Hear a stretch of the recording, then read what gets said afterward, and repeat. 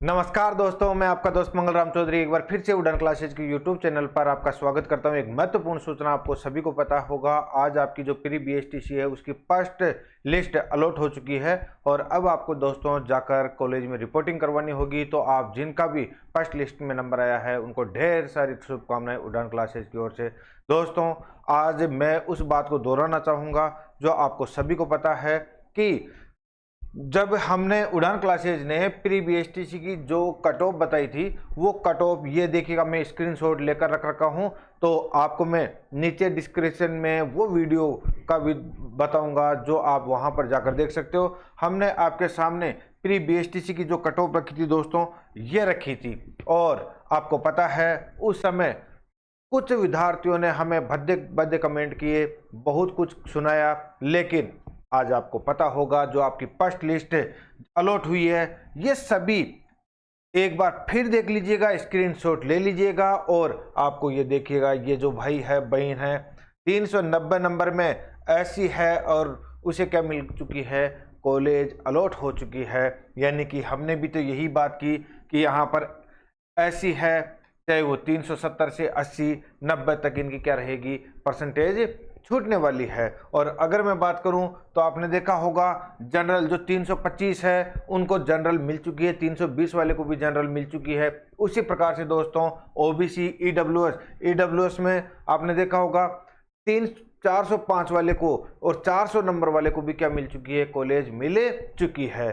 तो आप देखिएगा, आपको तय करना है कि वो उस समय के दौर में केवल और केवल अपने व्यू बढ़ाने के चक्कर में आपको अलग अलग कट ऑफ बताई जा रही थी, फेंक फेंक कर बताई जा रही थी। आपको कहा जा रहा था कि अब की बार लड़कियों की कट ऑफ है वो लड़कों से ऊपर रहेगी, जबकि हम एकमात्र उड़ान क्लासेज ऐसी क्लास थी जिसमें आपने देखा है कि मेल की फीमेल से ज़्यादा बताई गई और फीमेल की क्या बताई गई, कम बताई गई। और आज आपके सामने परिणाम आपके सामने है, आज भी फीमेल की कट ऑफ है वो कम ही रही है, मेल से कम ही रही है। तो दोस्तों, आपको तय करना है कि अच्छी एजुकेशन के साथ वो कोचिंग चुने जहां पर सटीकता से आपका क्या किया जाए, विश्लेषण किया जाए। अब ये तो बात हो गई इनकी, चलो ये बात गई है, आपको तय करना। लेकिन अब मैं महत्वपूर्ण सूचना आपको बता देता हूं कि आगे आपका क्या प्रोसेस रहेगा, तो उसके बारे में चलते हैं दोस्तों। देखिएगा, प्रोसेस के बारे में चलते हैं कि आपको करना क्या है। देखिएगा, अब जिन भाइयों और बहनों को कॉलेज मिल चुकी है उनके बारे में मैं बात कर लूं दोस्तों, तो उसको कुछ नहीं करना है, यहाँ आ जाइएगा। आगे केवल और केवल छोटी सी एक जानकारी है, उनको फॉलो करना है ताकि वो उनके लिए महत्वपूर्ण काम कर जाए रिपोर्टिंग में। तो देखिएगा, जिन भाइयों और बहनों को अलॉट हो चुकी है वो इसको जरूर एक बार देख लीजिएगा। तो देखो भाई, आपको पता है रिपोर्टिंग संबंधी महत्वपूर्ण सूचना आप इस पर ऑफिशियल वेबसाइट पर भी जाकर देख सकते हो। फिर भी हम आपको बता देते हैं दोस्तों कि इसमें क्या है। अभ्यर्थी प्री डीएलडी परीक्षा 2025 की आधिकारिक वेबसाइट पर काउंसलिंग पोर्टल के पर वांछित सूचना जैसे आईडी, रोल नंबर भरकर लॉगिन करें।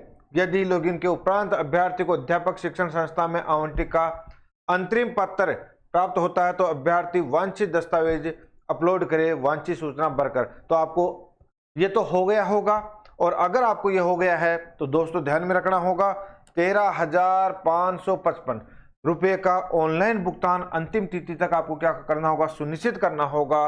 अभ्यर्थी अपने आवंटित अध्यापक शिक्षण संस्था में रिपोर्टिंग अंतिम तिथि तक करना सुनिश्चित करे। तो ये ध्यान में रखना, मैंने देखा है कि बहुत से नंबर आने के बावजूद उनको केवल और केवल काउंसलिंग की प्रक्रिया पता ना होने के कारण वो काउंसलिंग नहीं करा पाए। तो आप इन बातों का ध्यान में रखिएगा कि आपका नंबर भी आ चुका है लेकिन सही समय पर आप क्या ना कर पाए, रिपोर्टिंग ना कर पाए। तो ये जरूर ध्यान में रखिएगा। दस्तावेज जो किसी अभ्यर्थी को लॉगिंग में अपना अपलोड करनी है, क्या क्या अपलोड करनी है एक बार जल्दी से देख लीजिएगा दोस्तों।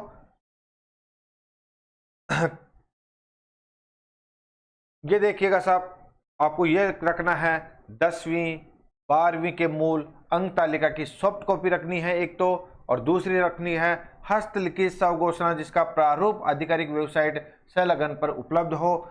अभ्यर्थी का नवीन पासपोर्ट साइज क्या होना चाहिए, फोटो होना चाहिए, वैध जाति प्रमाण पत्र, चाहे वो SC हो, ST हो, OBC हो, MBC हो, EWS है आदि का प्रमाण पत्र होना चाहिए। मूल निवास, विशेष मूल निवास प्रमाण पत्र होना चाहिए। सब कैटेगरी, चाहे विधवा, तलाकशुदा, परित्यागता, दिव्यांगता, रक्षा कर्मी, पुलिस आदि पर लागू हो।